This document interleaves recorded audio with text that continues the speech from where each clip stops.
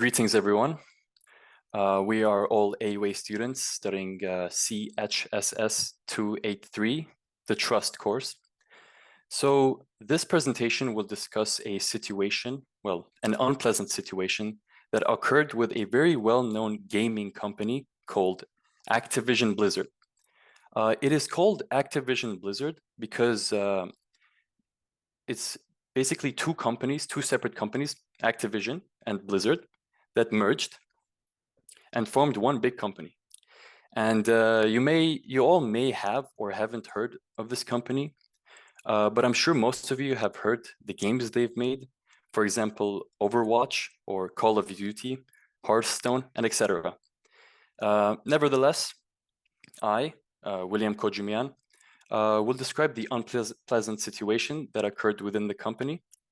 And then Vahe Pinachian will go further into details regarding the diagnosis of trust issues that happened within the situation. And then Tigran Grigorian will discuss the consequences of the trust issues. And then finally, Mujer Mechitarian will propose solutions and actions. Okay, so situation description. So Blizzard, of course, before it merged with Activision, was founded in 1991. And then sooner or later, as you can see on the left, Michael Morhaime, the left photo, he became the CEO of that company.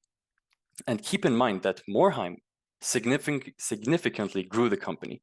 He made it iconic, very successful, and it was going very smoothly.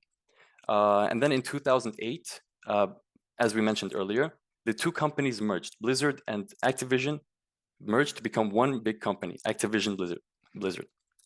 And in 2018, Morhaime decided to resign. And it is essential to keep in mind that when Morhaime resigned, he decided to venture and make his own company called Dreamhaven.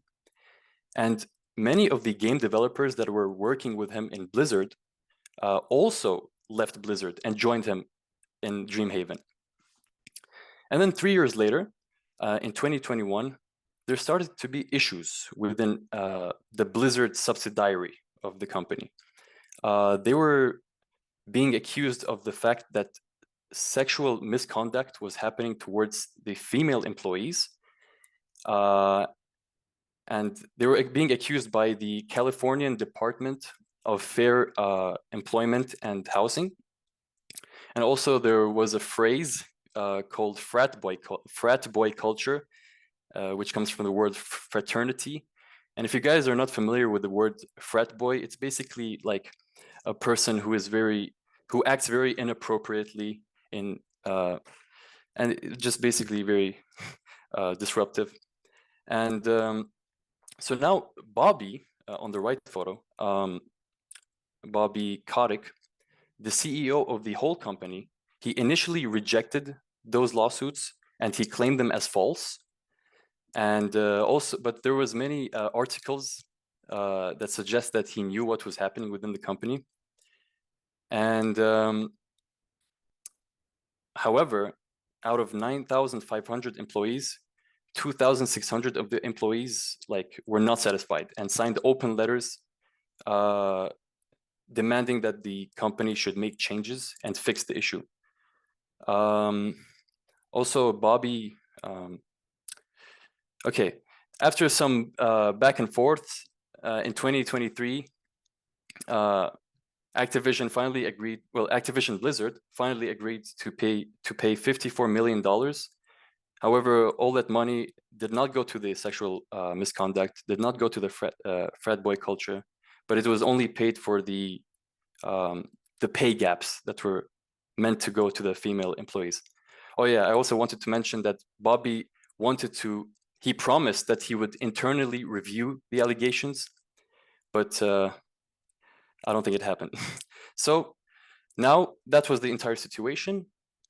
And now Vahe Pinachian will go through the diagnosis of the trust issues that happened within the situation. Thank you, William. As we mentioned, Activision Blizzard is a company which has many popular games under its name. And This means that it started with a high amount of trust by the consumer. Their games were highly respected, and from the outside, everything looked good to the fan. But as time went on, and especially during the last decade, it lost a lot of trust due to several factors. The trust issues are mainly in two categories. One is the betrayal of trust by in fans for their products or actions, and one is internal issues surfacing. So first, let's talk about the situation that happened in 2019. A professional player of the game Hearthstone, which is a very popular competitive game made by Activision Blizzard, spoke in favor of the Hong Kong protests that were happening at the time. And this is due to the fact that he himself is from Hong Kong.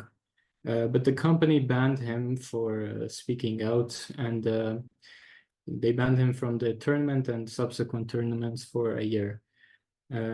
This was due to the fact that Blizzard is closely affiliated to the Chinese market, and China is very known for its censorship laws.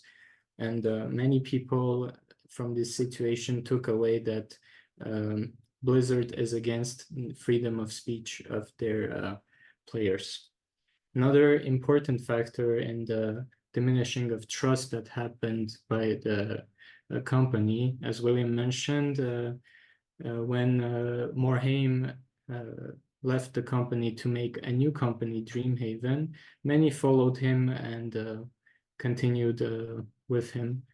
And many key creative game developers, such as Omar Gonzalez, who played a big role in the creation of World of Warcraft, which is one of their most successful games, he left. And so this shows a trend towards the lower quality games by lesser game developers. Another case of trust issues comes internally, as William mentioned, during the 2021 scandals where the company got sued. Many women alleged that sexual harassment and assault was happening. Additionally, drinking heavily was very common during their frequent work parties, which exacerbated the problems of sexual assault. And this was not hidden, and Bobby Kotick, the CEO, knew about all this and decided not to report.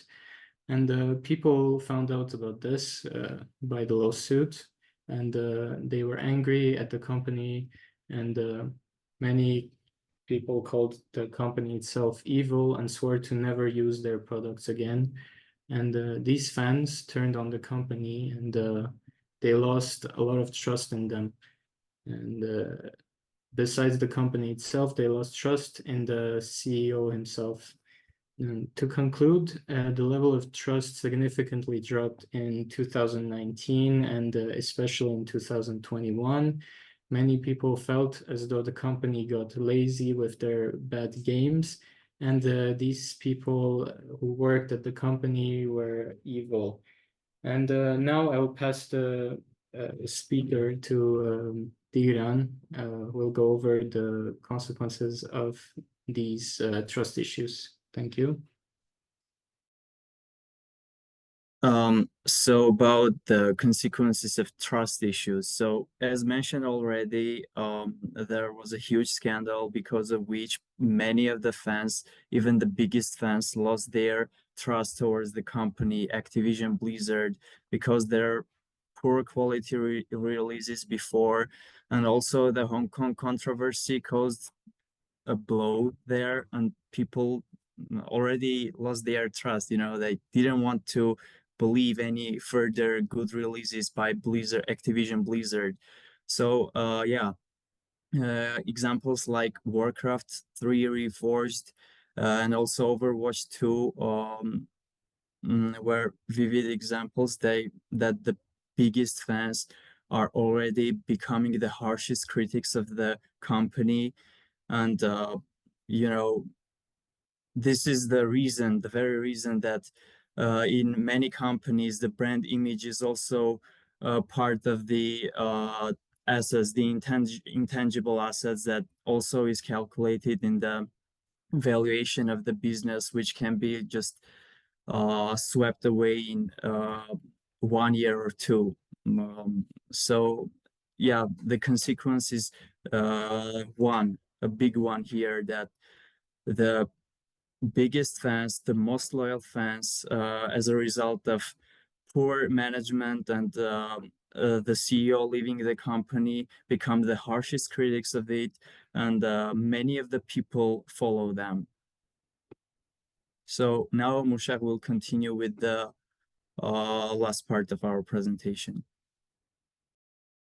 Thank you very much. So, thank you for describing the situation and the consequences that led to the distrust towards the Blizzard Entertainment. So, what solutions do we propose? First of all, bring him back. Michael Morhaime was the person who carried the whole trust on him. The whole trust of Blizzard was carried by him and many other people, like as Vahe already mentioned about Omar Gonzalez and other many good developers and artists.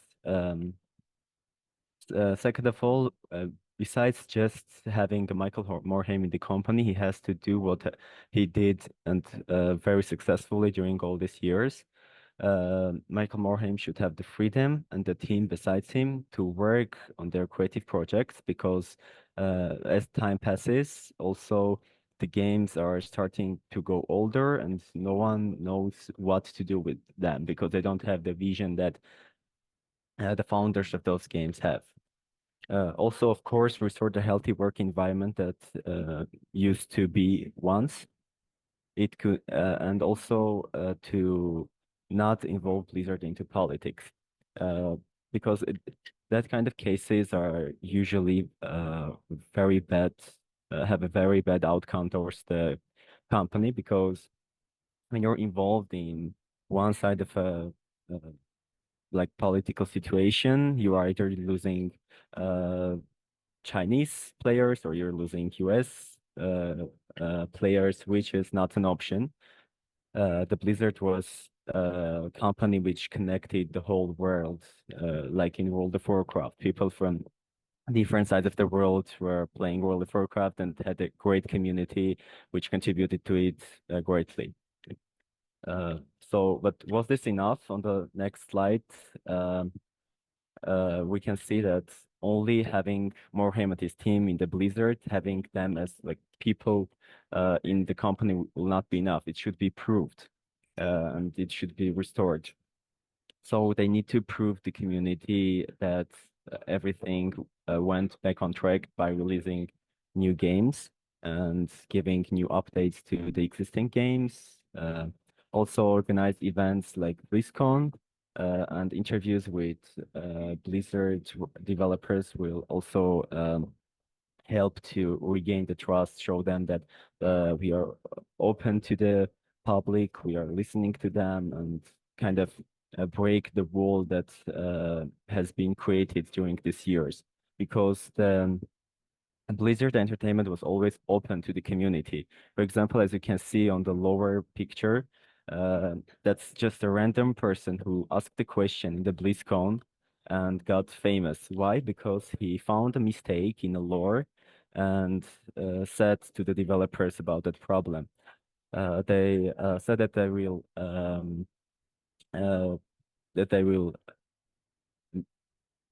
approach the mistake. They did, and after that, they added the actual character, in-game character, who was called fact checker, like the fact checker of clan of dwarves in the game. So including the players into the game and making them part of the community also is playing a huge role in creating a trust inside the community.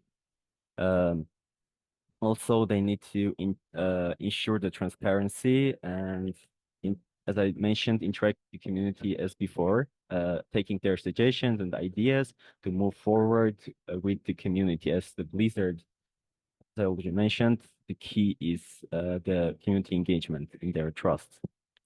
So we can also see the statistics, what happened after on the next slide. Here we go. We can see how the Activision Blizzard revenue declined after the 22. And it's also important to mention that this is the Activision Blizzard, and there are many games in the Activision which has nothing to do with the Blizzard community, which lost the trust toward the Blizzard. So it's even worse than this. And I think that's all. We hope that Blizzard will regain its once great creative perspective and will make fantastic games that made us happy during all these times. Thank you for listening. In case of questions about Blizzard, you can write to our email mentioned on the previous slide. And here are the references which you can use to check the facts that we mentioned during this presentation. Thank you.